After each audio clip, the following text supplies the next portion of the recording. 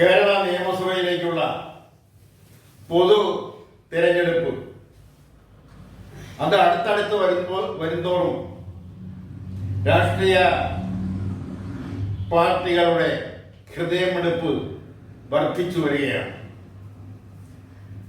എങ്ങനെയെങ്കിലും വിജയിക്കുക, ഭൂരിപക്ഷം കരസ്ഥമാക്കുക, ഭരണത്തിൽ കയറുക, ആ ഭരണത്തിന്റെ ശീതളഛായയിൽ എന്തെല്ലാം നേട്ടങ്ങൾ ഉണ്ടാക്കാൻ കഴിയുമോ, അത് സ്വന്തമായിട്ടായാലും പ്രസ്ഥാനത്തിന്റെ കാര്യത്തിലായാലും മറ്റ് കാര്യങ്ങളിലായാലും അതിനുള്ള ശ്രമകരമായ പണിയാണ് ഓരോ രാഷ്ട്രീയ പ്രസ്ഥാനങ്ങളും ഓരോ രാഷ്ട്രീയ മുന്നണികളും നടത്തിക്കൊണ്ടിരിക്കുന്നു.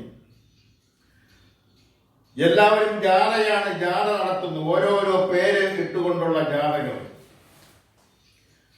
ആ ജാഥയിൽ മുന്നോട്ട് വയ്ക്കുന്ന മുദ്രാവാക്യങ്ങൾ അത് പലതും കേട്ട് പഴകിച്ച മുദ്രാവാക്യങ്ങളാണെങ്കിൽ തന്നെയും അത് വീണ്ടും വീണ്ടും ആവർത്തിക്കുമ്പോൾ അതിലെന്തെങ്കിലും പുതുമയുള്ളതായി തോന്നുന്നില്ല എന്നൊരിക്കലും അതിൽ പുതുമകൾ ഉള്ളതായി വരുത്തി തീർക്കുന്നതിനുള്ള ശ്രമങ്ങൾ അത് രാഷ്ട്രീയ കക്ഷികളുടെ ഭാഗത്തു നിന്നും നേതാക്കന്മാരുടെ ഭാഗത്തു നിന്നും ഓരോ രാഷ്ട്രീയ പ്രസ്ഥാനങ്ങളെയും പിന്താങ്ങുന്ന ദൃശ്യ മാധ്യമ മേഖലകളിൽ നിന്നും ഉണ്ടായിക്കൊണ്ടിരിക്കുന്നു.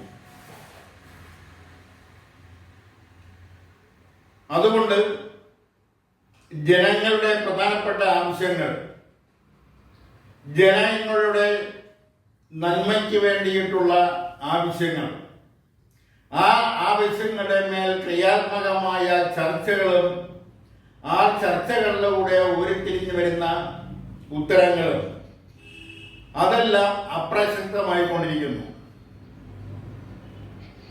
വർഗീയതയെല്ലാം തൽക്കാലം വഴിമാറി കൊടുത്തിരിക്കുന്നു. എല്ലാവരും മത വിരുദ്ധത പറയുന്നത് കൊണ്ട്, അല്ലെങ്കിൽ മതേതരം പറയുന്നത് കൊണ്ട്, അല്ലെങ്കിൽ ജാതി വിരുദ്ധത പറയുന്നത് കൊണ്ട് എന്താണ് പുരോഗമനം അല്ലെങ്കിൽ പുരോഗമന ആശയങ്ങൾ, എന്താണ് സോഷ്യലിസ്റ്റ് ആശയങ്ങൾ, എന്താണ് പിന്തിരിപ്പൻ ആശയങ്ങൾ എന്നൊന്നും സാധാരണ ജനങ്ങൾക്ക് മനസ്സിലാവാതിരിക്കുകയാണ്. ഒരുപക്ഷെ അവർക്കതിൻ്റെ ആവശ്യവും ഉള്ളതായി തോന്നുന്നില്ല.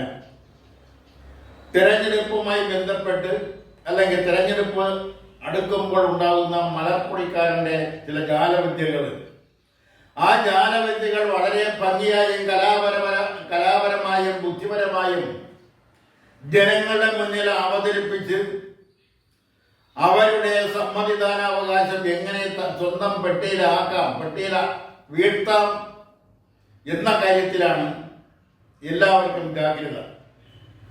ശത്രുവിന്റെ പോക്കറ്റിൽ കിടക്കുന്ന വോട്ട് പോലും തങ്ങളുടെ പോക്കറ്റിലാക്കുന്നതിനുള്ള ജാലവിദ്യകൾ അത് എത്ര ഭംഗിയായിട്ടാണ് ഓരോരുത്തരും അവതരിപ്പിക്കുന്നത് എന്നത് തിരഞ്ഞെടുപ്പ് അടുത്തു വരുന്ന ഈ അവസരത്തിൽ, ഈ വേളയിൽ ശ്രദ്ധിച്ചാൽ മനസ്സിലാവുന്നതാണ്. പഴകി ദ്രവിച്ച മുദ്രാവാക്യങ്ങൾ, തുരുമ്പെടുത്ത വാഗ്ദാനങ്ങൾ, അതിനെല്ലാം പ്രത്യേകിച്ച് പുതുമയൊന്നും ഇല്ല എങ്കിൽ തന്നെയും അതിനെല്ലാം മേമ്പൊടികൾ ചേർത്ത് വിളക്കി ചേർത്ത് ഒക്കെ ജനങ്ങളുടെ മുന്നിൽ അവതരിപ്പിക്കുന്നതിന് രാഷ്ട്രീയ പാർട്ടികളുടെ വ്യഗ്രത, മിടുക്ക്, അതെല്ലാം ഇപ്പോൾ കൺമുൻപിൽ നിൽക്കുകയാണ്. വോട്ട് കിട്ടുക, വോട്ടർമാരെ കൈവശമിരിക്കുന്ന സമ്മതിദാനാവകാശം അത് തങ്ങളുടെ ഭാഗത്തേക്ക് മാറ്റിയെടുക്കുക എന്നതിനുള്ള അതിനു വേണ്ടിയുള്ള കാര്യങ്ങളാണ് ഓരോരുത്തരും പറഞ്ഞുകൊണ്ടിരിക്കുന്നത്. അവിടെ മൂലാധിഷ്ഠിത രാഷ്ട്രീയമെല്ലാം എന്നേ പമ്പ കടന്നിരിക്കുന്നു. മൂലാധിഷ്ഠിത രാഷ്ട്രീയം എന്ന വാക്ക് പോലും ഇപ്പോൾ അപ്രസക്തമാണ്. ഇവിടെ മൂലാധിഷ്ഠിതം പോയിട്ട് ഇവിടെ ആവശ്യം അല്ലെങ്കിൽ ഇവിടെ മുന്നിൽ നിൽക്കുന്നത് എന്ത് മാർഗം ഉപയോഗിച്ചും എന്ത് കള്ളത്തരങ്ങൾ വിളിച്ചു പറഞ്ഞും തങ്ങളുടെ ഭാഗത്ത് വോട്ടുകളുടെ എണ്ണം കൂട്ടുക എന്നുള്ളതാണ്. അവിടെ സത്യസന്ധതയ്ക്കോ സുതാര്യതയ്ക്കോ കാര്യക്ഷമതയ്ക്കോ മൂലാധിഷ്ഠിതമായ പ്രവർത്തനങ്ങൾക്കോ അല്ലെങ്കിൽ ആശയങ്ങൾക്കോ പുരോഗമനപരമായ നയപര പരിപാടികൾക്കോ വില കൽപ്പിക്കുന്നേയില്ല. ജനങ്ങളോട് എത്രമാത്രം കള്ളത്തരങ്ങൾ കലാപരമായ രീതിയിൽ അവതരിപ്പിക്കാൻ കഴിയുമോ അത് വളരെ ഭംഗിയായിട്ട് അവതരിപ്പിച്ചുകൊണ്ട് അവരുടെ വിശ്വാസം ആർജിക്കുക. അങ്ങനെ ആ വിശ്വാസത്തിലൂടെ തന്റെ പെട്ടിയിലെ വോട്ടുകളുടെ എണ്ണം വർദ്ധിപ്പിക്കുക. അതിലൂടെ ഭരണത്തിലേക്ക് കയറിപ്പറ്റുക. ആ ഭരണത്തിലേക്ക് കയറിപ്പറ്റിയാൽ പിന്നെ പിന്നോട്ട് തിരിഞ്ഞു നോക്കുന്നത് അടുത്ത തിരഞ്ഞെടുപ്പ് അടുക്കുമ്പോൾ മാത്രമാണ്. ഈ തിരഞ്ഞെടുപ്പ് അടുക്കുമ്പോൾ കണ്ടുകൊണ്ടിരിക്കുന്ന അല്ലെങ്കിൽ കാണുന്ന ഒരു പ്രധാനപ്പെട്ട സംഭവങ്ങൾ ചില നേതാക്കന്മാര് ചില ഇടത്തരം നേതാക്കള് അങ്ങോട്ടും ഇങ്ങോട്ടും ചാഞ്ചാടുന്നതാണ്. ഇപ്പുറത്ത് നിൽക്കുമ്പോൾ സീറ്റുകൾ നിയമസഭാ തെരഞ്ഞെടുപ്പിലേക്ക് സീറ്റുകൾ കിട്ടില്ല എന്നുള്ള ഒരു സംശയം, ആ സംശയം വർദ്ധിക്കുമ്പോൾ മറുഭാഗത്ത് പോയാൽ സീറ്റ് ഉറപ്പിക്കാൻ കഴിയുമോ, സീറ്റ് ലഭിക്കുമോ, അങ്ങനെ സീറ്റ് കിട്ടുമ്പോൾ അങ്ങോട്ട് പോവുക. യാതൊരുവിധ മടിയുമില്ലാതെ യാതൊരുവിധ ഉളുപ്പുമില്ലാതെ അങ്ങോട്ടും ഇങ്ങോട്ടും രാഷ്ട്രീയ പാർട്ടികളിലെ നേതാക്കന്മാര്, പ്രാദേശിക നേതാക്കന്മാര്, ജില്ലാ നേതാക്കന്മാര്, എന്തിനേറെ സംസ്ഥാന നേതാക്കൾ വരെ അങ്ങോട്ടും ഇങ്ങോട്ടും മാറുന്ന ഒരു പ്രവണത കേരള രാഷ്ട്രീയത്തിൽ വന്നുപെട്ടിട്ട് നാളുകളേറെ. അതാണ് ഇപ്പോഴും സംഭവിച്ചുകൊണ്ടിരിക്കുന്നത്. ഇന്നലെ വരെ താൻ വിശ്വസിച്ചിരുന്ന, താൻ പ്രചരിപ്പിച്ചിരുന്ന,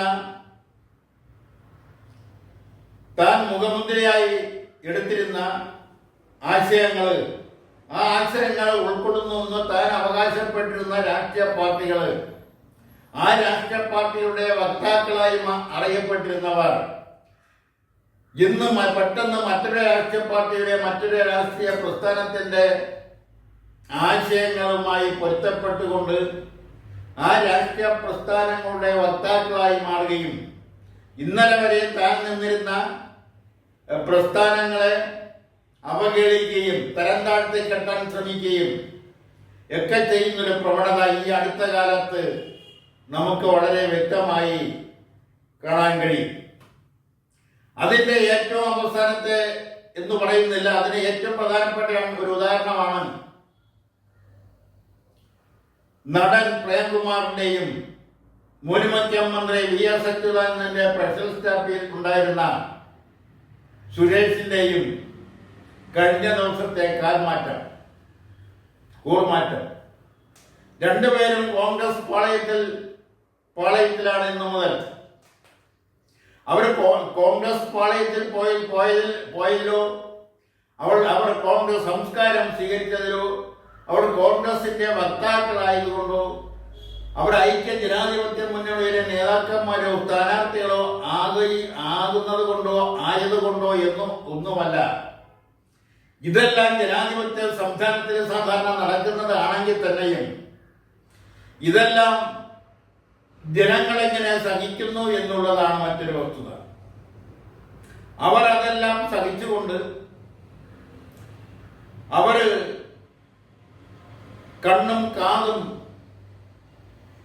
ചെവിയും കണ്ണും കാതും വായുമെല്ലാം മൂടിക്കെട്ടിക്കൊണ്ട് കുത്തിപ്പിടിച്ചുകൊണ്ട് നിശബ്ദമായി അവർ പ്രതികരിക്കുമോ എന്നതാണ് ഈ വരുന്ന തെരഞ്ഞെടുപ്പുകളിൽ നിന്നും നമുക്ക് വായിച്ചെടുക്കാൻ കഴിയുക.